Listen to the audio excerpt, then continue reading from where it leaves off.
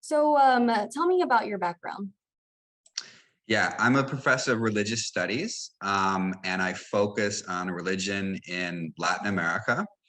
I have 6 books published, and my latest book is on Santa Muerte. It's called Devoted to Death, Santa Muerte, the Skeleton Saint. Let me show it to you. And one of the reasons why you're talking to me right now is because this came out in 2012 and was the first academic book in English on the Santa Muerte movement, which is now the fastest growing new religious movement in the entire Western world, with an estimated 12 million devotees. So I wrote the first academic book and have been researching Santa Muerte since I first started in 2009. What have you uncovered about this particular saint? Oh, I've uncovered so much. She's really a pretty complex figure, and her complexity is captured in her iconography. You see she's got 7 colors. The colors represent different major aspects of the type of miracles that devotees ask for her. So she wears many different hats. Some devotees ask her for miracles of love and passion, and that's the red Santa Muerte. In fact, that's the oldest Santa Muerte we know of. Mexican women in particular asking her to bring back their errant boyfriends or husbands who are behaving badly. The gold Santa Muerte is asking her for favors of prosperity and abundance. The black Santa Muerte is for protection, supernatural protection, or maybe for vengeance against enemies or rivals. The yellow Santa Muerte is for overcoming addiction, drug addiction, and alcoholism. One of the main reasons that her devotion has grown so fast in the past 20 years is because she has developed a reputation for being the speediest and the most efficient, the most efficacious miracle worker on the Mexican religious landscape, and increasingly also here in the United States. I don't know, we're talking about a devotee who's also a devotee of St. Jude, who's the patron of lost causes and is an official canonized Catholic saint. I don't know how many Mexican devotees I've interviewed who told me, you know, I had been a devotee of Jude for a long time. For months, I was asking him for a better job. He never came through. He ignored my petitions.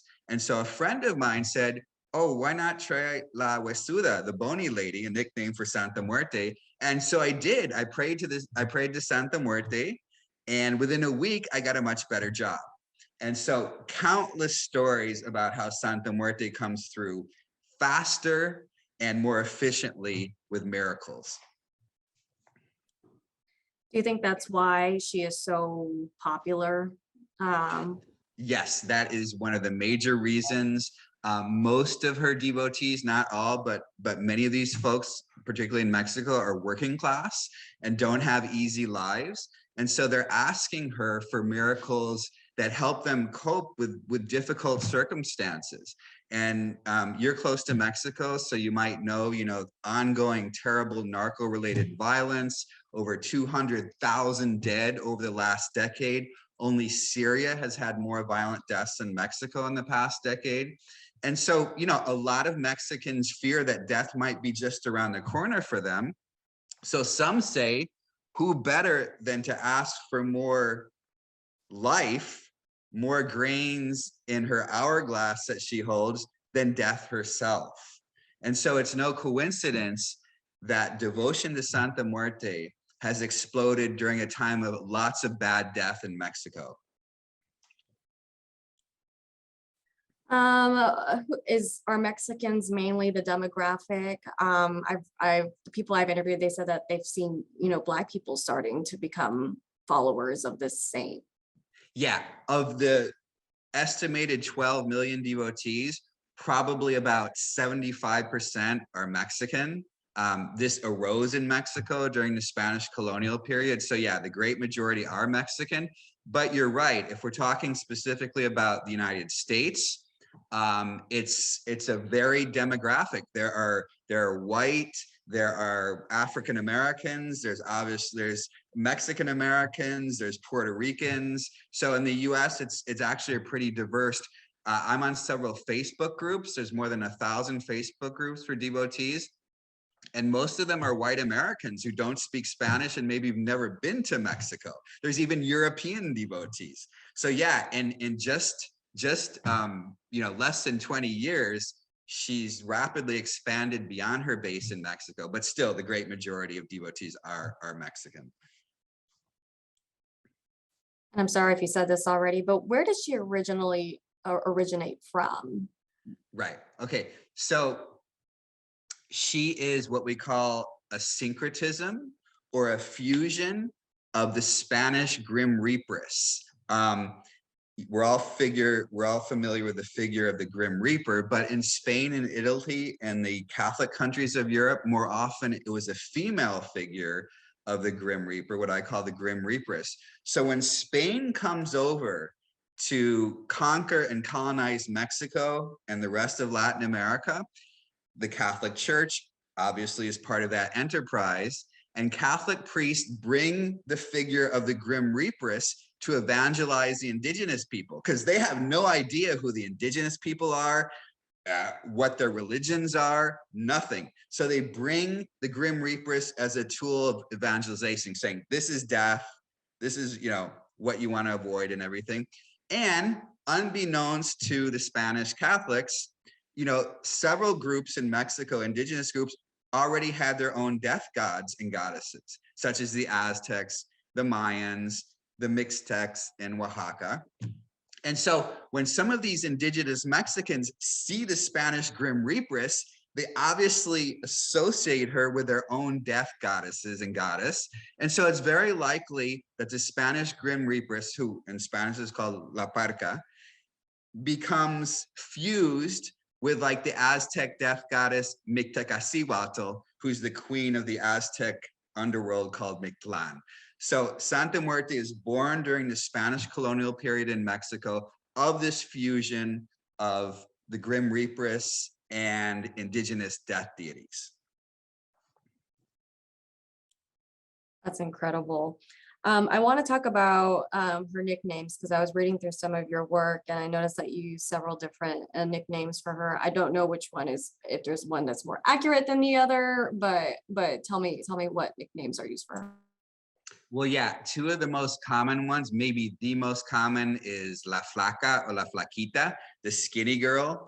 In fact, there are even Mexican sicarias, or hired cartel killers, who are known as La Flaquita. Also La Huesuda, the bony lady. What else? There is La Dama Poderosa, the powerful lady.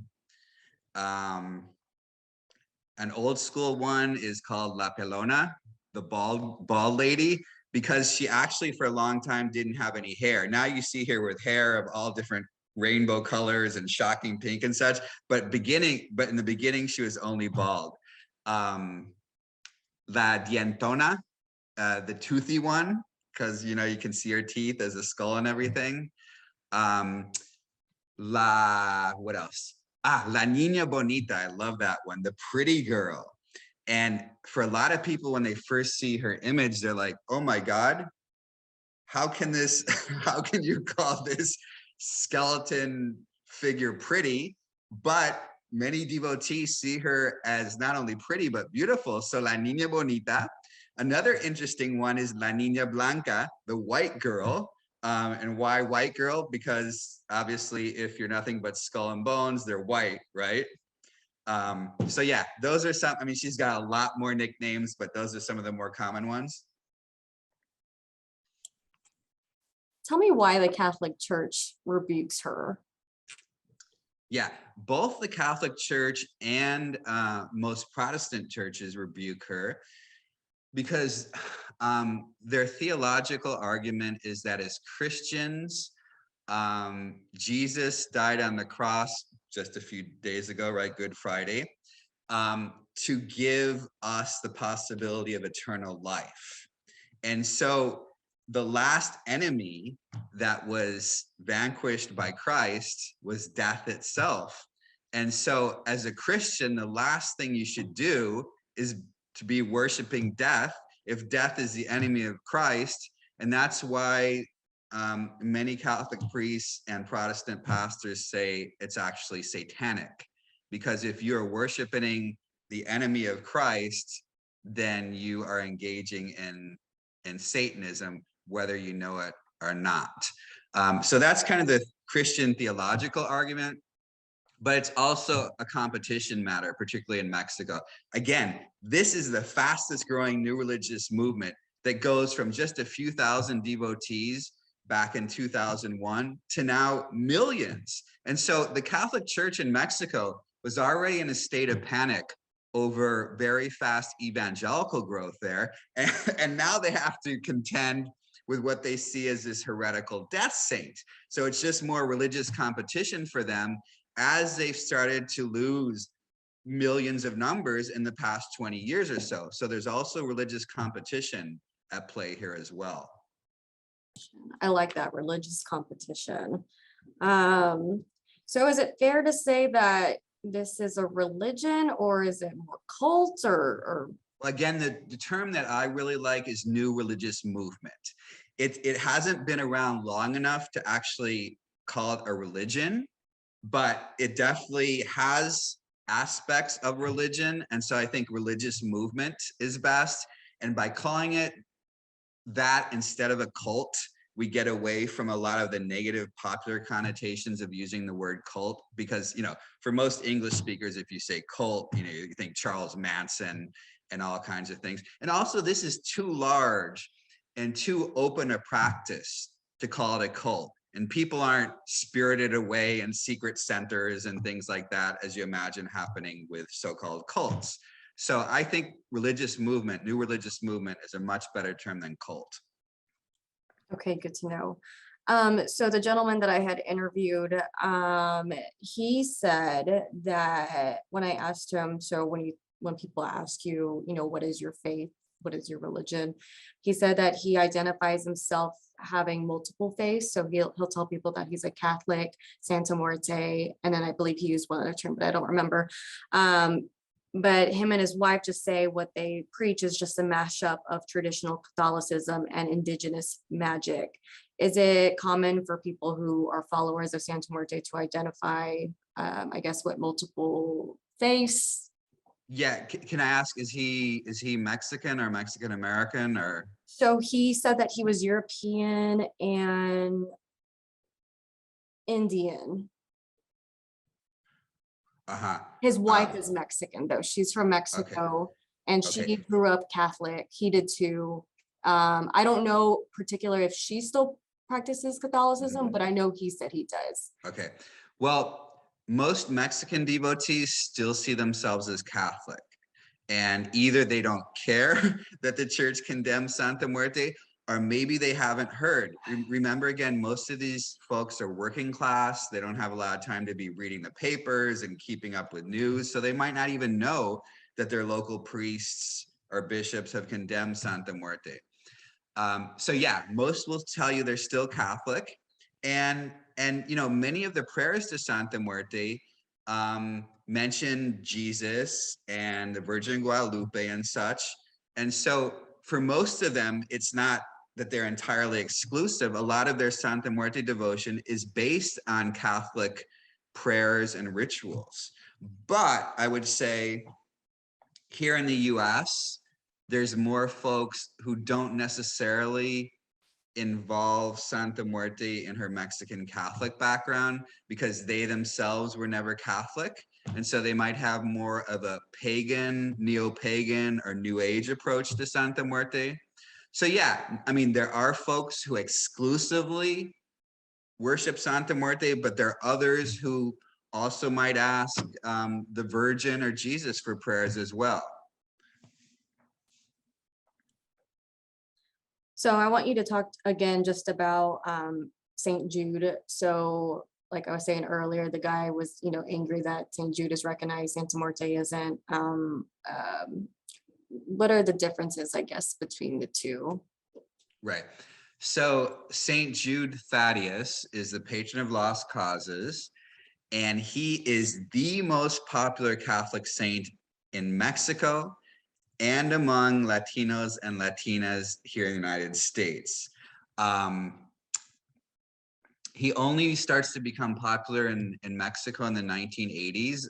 Kind of interestingly, he was already a narco saint in Colombia.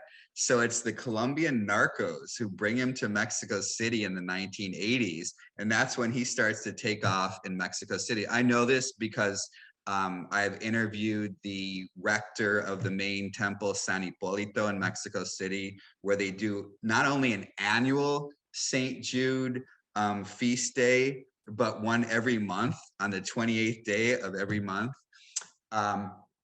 So the church has kind of put St. Jude out there as so he's an official Catholic saint, put him out there as kind of an edgy Catholic alternative to Santa Muerte. Because St. Jude has a robust following among marginalized youth in Mexico. If you go to his monthly fiesta in Mexico City, you can see young guys smoking weed, maybe even huffing glue with their big St. Jude statues. And so the church knows that. And, to some extent, St. Jude is even a narco saint. I mean, you'll see some of these altars in narco safe houses, both in Texas and of course, even more in Mexico. And St. Jude might be on the altar along with Santa Muerte. And that's even more of a problem for the church, right? Because he's their most popular Catholic saint, right? So what do they do about that? But they have put him out there to try to compete with Santa Muerte as an edgy alternative. But a lot of people see them, not as rivals, but have them on the same altar, particularly those who are also Santa Muerte devotees.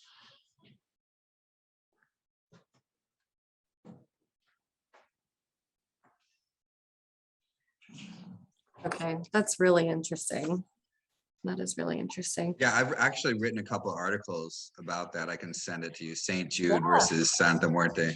Yeah, no, I read the article too that you shared this morning. I'm like reading everything and anything. I just want to make sure I Good for you. Get it right. Yeah, no, definitely. Let me see.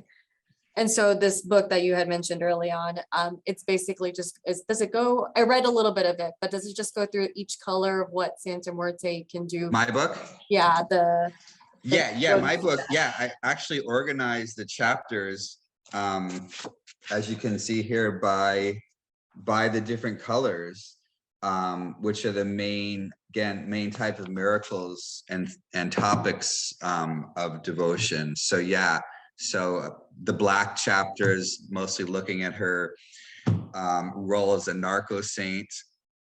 The red chapter as a love doctor, and that's really important. I mean, last time I checked, her #1 selling votive candle in Mexico was the red candle of love and passion. So while the media often portrays her as the Black Santa Muerte narco saint, even more importantly, she's La Niña Roja, the lady in red, right?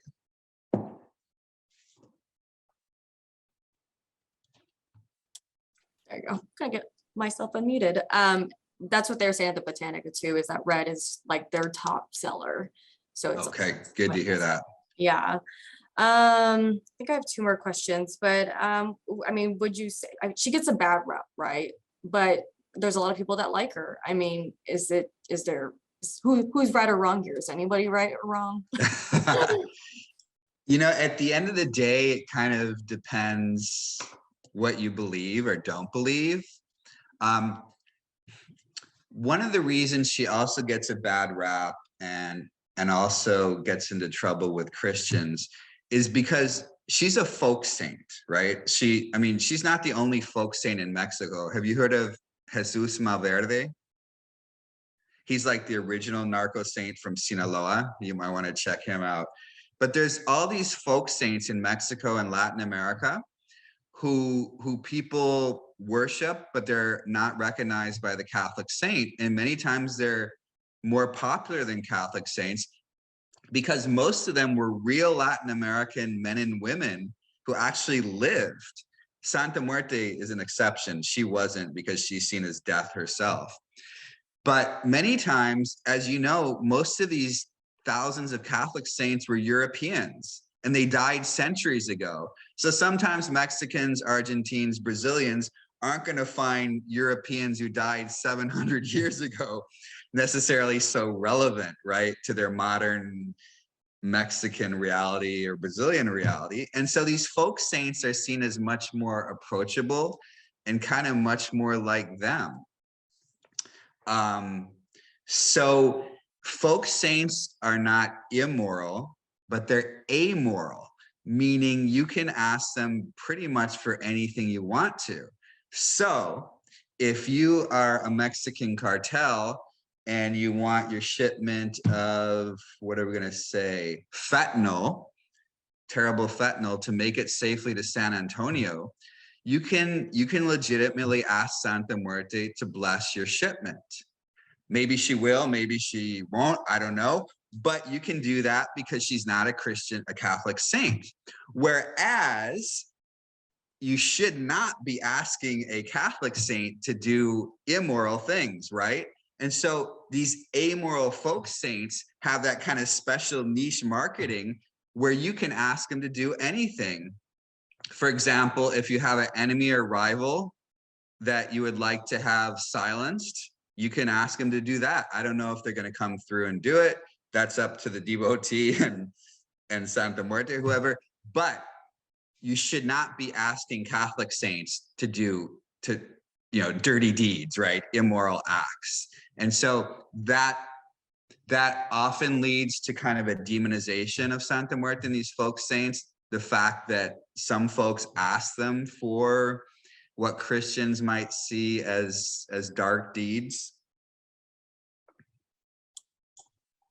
And I think my last question is, as far as the future goes, where do you see Santa Muerte going? Do you see more people following her? What does the future look like in your? Well, this is the last question I should be weighing in on because I'm a historian, right? So I don't like to get a crystal ball out, but I will do it for you, Sarah, my crystal ball.